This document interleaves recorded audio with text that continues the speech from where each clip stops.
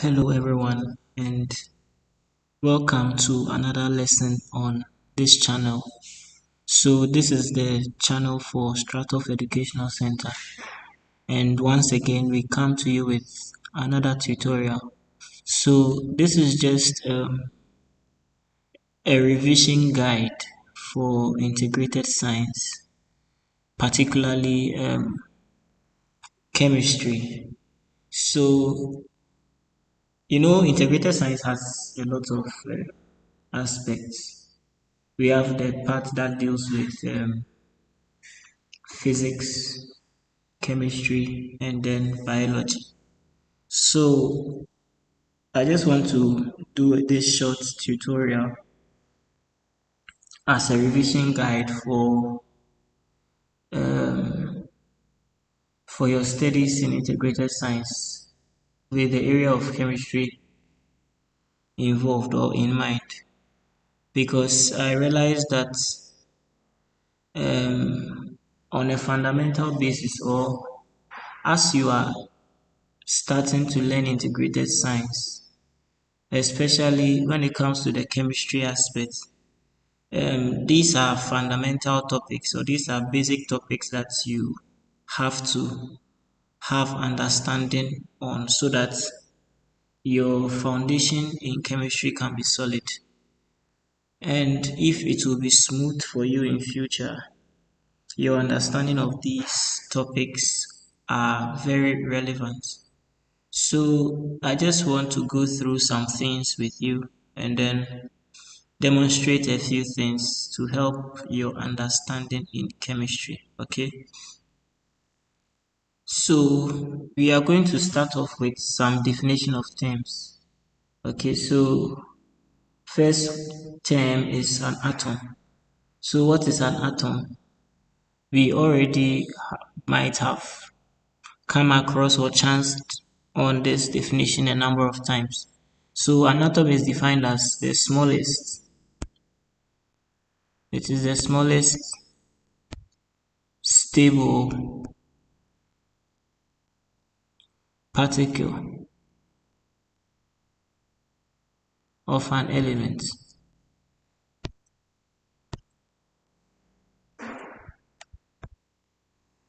that can take part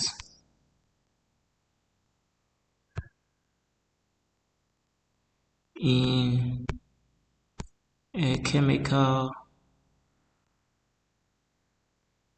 reaction. Okay, so that's what an atom is. It's the smallest stable particle of an element that can take part in a chemical reaction.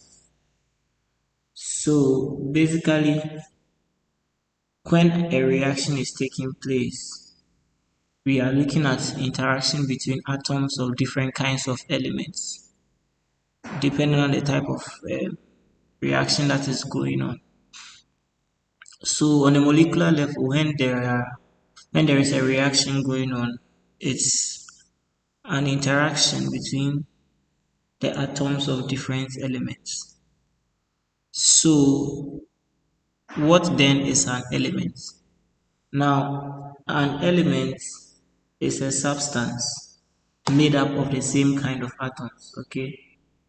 So a substance made up of the same kind of atoms.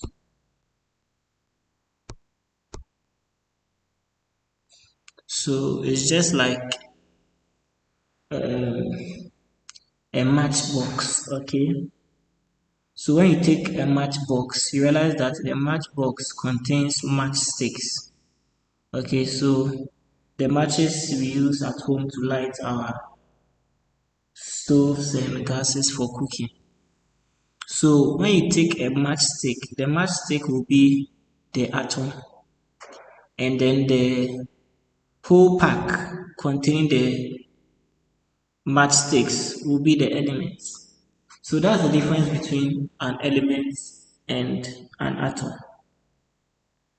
So an element is a substance. This is made up of the same kind of atoms.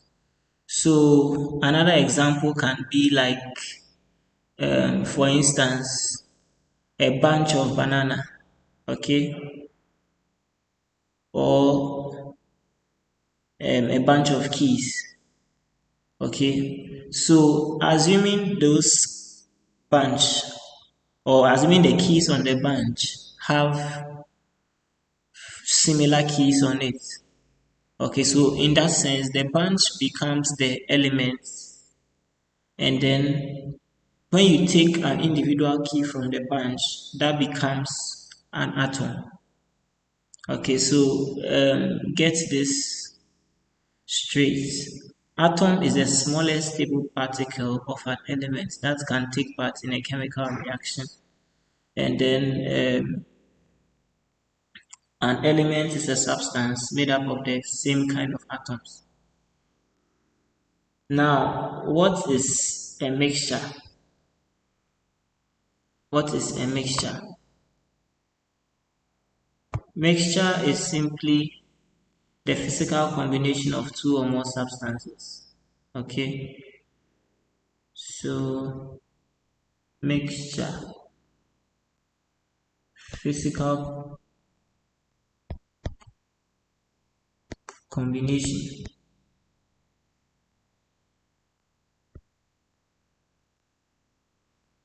of two or more substances. Okay, so what is the difference? We can have, for instance, Gary and sugar. Okay, Gary and sugar, when you combine it, that will be a mixture because it's a physical combination of two or more substances. Now, Gary will have atoms it is made up of. Okay, when those atoms are similar, they will form an element. Okay, but for now, I'll just have you to know that an element is a substance made up of the same kind of atoms. Okay, and compounds, sorry, and then mixtures are a physical combination of two or more substances. Then we have compound or compounds. Whereas mixtures are the physical combination of two or more substances, a compound is a chemical combination. Okay, chemical combination.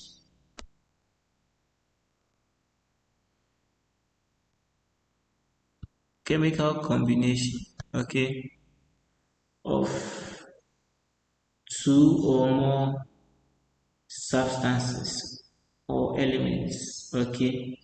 Now, when you have two elements coming together in a chemical reaction, they will form a compound. So let's look at some examples of all these things we have talked about, okay? So let's look at, we looked at atom, okay? So we could have sodium atoms, okay? When it comes to elements, we could have sodium as an element. Now, this is the symbol for sodium, okay? Na. Remember I said that this is a revision guide, so I'm expecting you to know these things already. Okay, so we could have sodium atoms and we could have sodium as an element. So under elements we can have sodium, magnesium, carbon, etc. Okay, by now you should know the first 20 elements. Then we also looked at mixture. Okay, so you can have gari and sugar.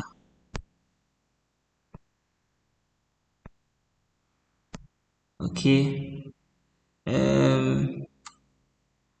maize and beans mixed together. Okay, gari and sugar, maize and beans, etc. You could have sand and stones. You could have concrete, which is a mixture of what? Cement and stones and sand. Okay, so that is a mixture. Then we can have a compound. Remember we said compound is a chemical combination of two or more elements. So we could have a compound like sodium chloride NaCl, which is our common salt. Okay, common salts. We can also have um, sodium hydroxide. Okay, we can have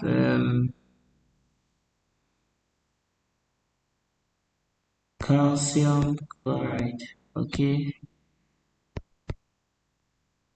calcium chloride, and so on and so forth. Now let's look at how um, let's do some detailed study about elements. Okay, or let's start from atoms.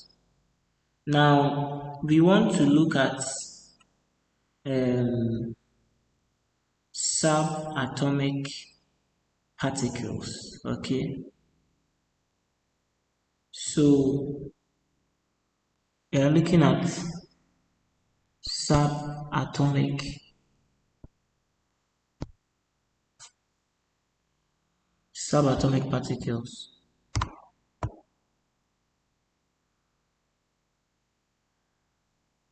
We are looking at subatomic particles. Okay,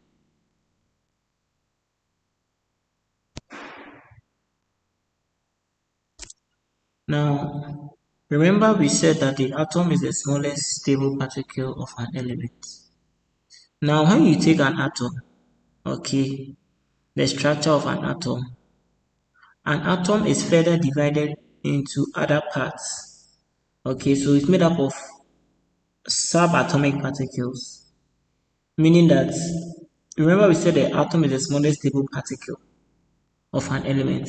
Now when you take that smallest stable particle of an element, it can be further divided into other particles, and that is what we want to look at and study.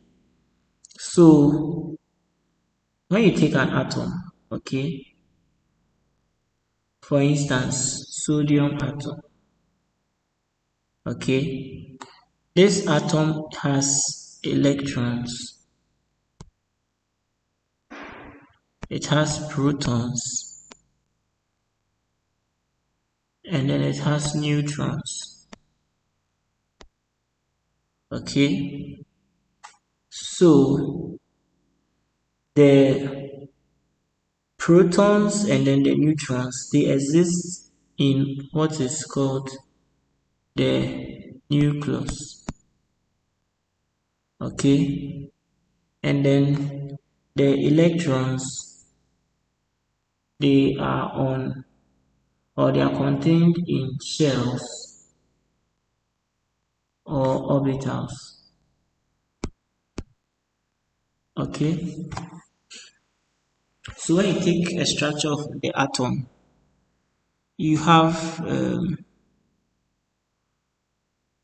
For instance, this is the nucleus, okay, for sodium. Then you have your electrons around it. Now, this is just a rough sketch, okay. Sodium actually has 11 electrons, okay.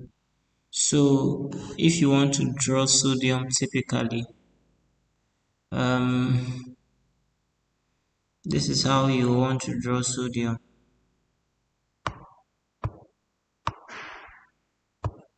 okay. So, so this is the nucleus where the Na is. So that is where you have the protons and the neutrons. And then the electrons will start from here. So we have first two electrons. Then the next shell is going to take 8 electrons. So 1, 2, 3, 4, 5, 6, 7, 8. Then the last shell will take 1 electron. So sodium has 11 electrons. It has 11 protons. Now, so that is it about the subatomic particles, electrons, protons, and then neutrons. So what you have to know about these subatomic particles is that electrons, they bear a negative charge. Okay, negative charge. Protons, they have a positive charge. And then neutrons have no charge.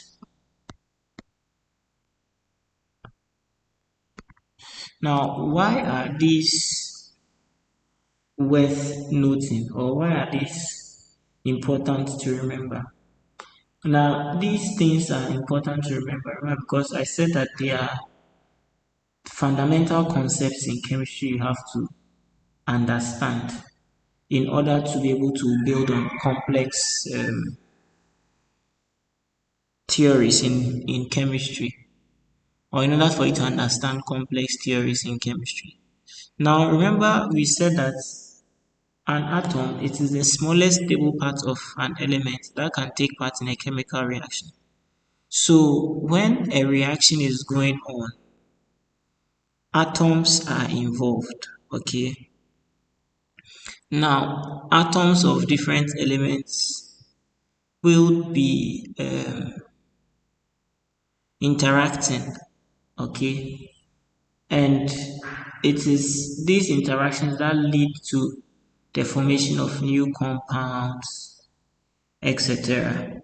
So it's important to remember how atoms are going to react when they are going to partake in a chemical reaction. Now we said that we have subatomic particles. We have electrons. These are negatively charged particles. We have protons. These are positively charged particles. We have neutrons. They have no charge. Now, it will interest you to know that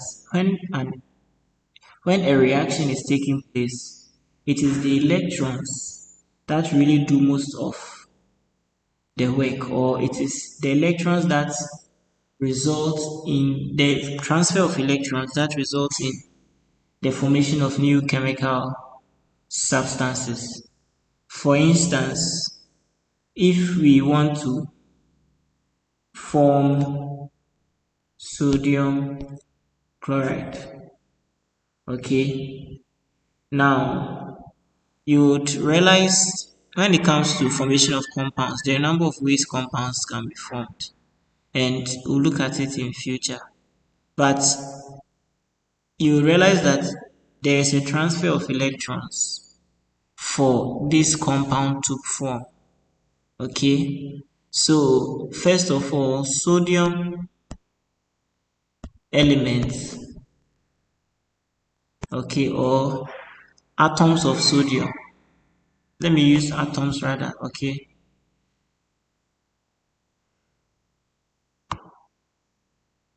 Okay, so atoms of sodium. So sodium atoms, okay, would interact with chlorine atoms, okay, and the interaction is particularly going to be from the electrons. There's going to be electron transfer. So first of all, for sodium to be able to come together or bind with chlorine, you realize that there should be a change from sodium atom to sodium ion.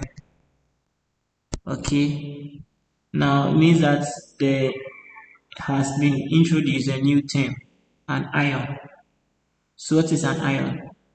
An ion is simply a very charged um, particle or a charged atom. Usually what makes it an ion is the fact that it has either lost or gained an electron. Remember I said that when it comes to compound formation, most of it has to do with electron transfer and so on and so forth. So when it comes to that, for instance, sodium chloride, okay, we are looking at how sodium chloride will be formed. We will need sodium to become an ion and chlorine to also become an ion for them to be able to form. Now, the reason why we need it to become an ion is that in the atomic states, this sodium is not really charged. So it will not like to really engage in any reaction. The same for chlorine. Okay. But if you want it to react or if you want it to form a substance, it will have to undergo some changes. It has to become an ion. So that when it becomes an ion, it is now charged. Then for chlorine, chlorine will also have to become an ion. Now, when chlorine becomes an ion, it becomes Cl minus. Okay, there are two types of ions. We have cations, which are positively charged, and then anions, which are negatively charged. Okay, so in that sense, usually a cation is formed when there is a loss of an electron, okay, particularly the valence electron. So there is a new term that has been introduced, valence electron. So the valence electron is the electron in the outermost shell of an atom or element. So remember I drew the structure of sodium somewhere here. Okay, so the valence electron for sodium will be the electron in the outermost shell, the very last shell, which happens to be this shell. So this is the valence electron of sodium. So it is 1, okay? Now when sodium loses this valence electron, okay, it now becomes sodium ion, okay? And now sodium ion can easily partake in a chemical reaction to form a compound. Okay, so we have cations, we have anions. Anions will be formed when there is a gain in electrons, okay?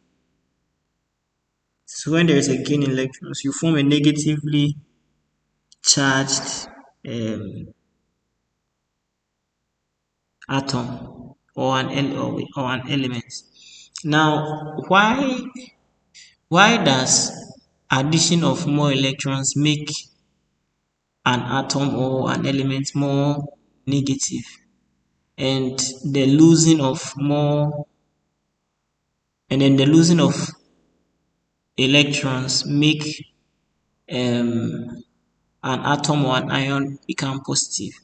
Now, if you remember the subatomic particles we discussed about, we said that electrons are negatively charged, protons are positively charged, and neutrons have no charge. So remember that every atom or every element has these subatomic particles. Now, when there is and remember also that for every element, okay, it has the same number of electrons and protons. Every element, which is neutral, okay, it has the same number of electrons and protons. Now, when there is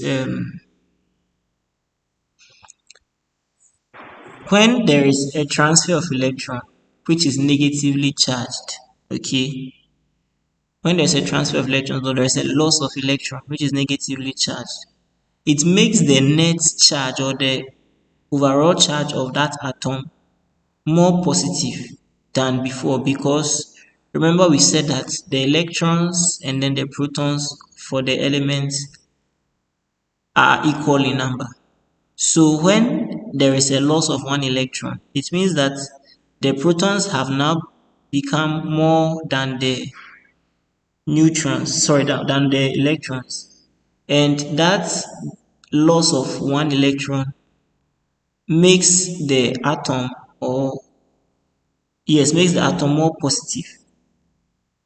So in that sense, the net charge of that atom becomes positive. That's the meaning of the Na plus, meaning that sodium has lost the electron in the outermost shell, and now um, it has more protons than electrons. And then um, the same case happens when there is now a gain in electrons.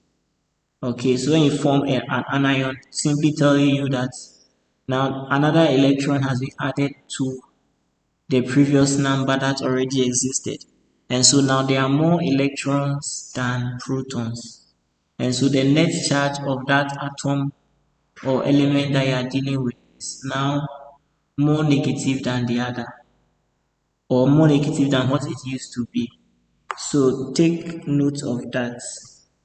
Um, so I think I would end here and then we'll pick it up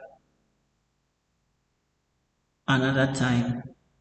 Kindly review your notes and revise, and then later on we can have some more interactions concerning these subjects. So thank you very much. Continue to like, share, subscribe, and help a friend to study. Okay, you can share this video for people to see. So until another time, have a nice time studying. Bye bye.